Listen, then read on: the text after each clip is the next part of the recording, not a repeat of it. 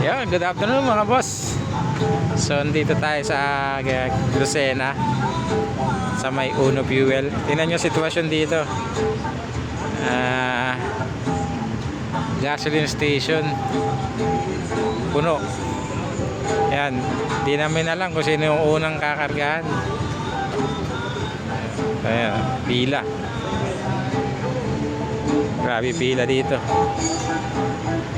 Alam mo wala nang gasoline station sa unahan, pero ayan, bilang dumami yung magpapakarga, sabay-sabay na.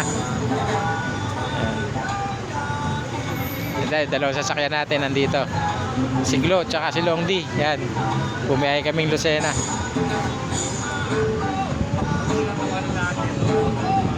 Yan na, wala na.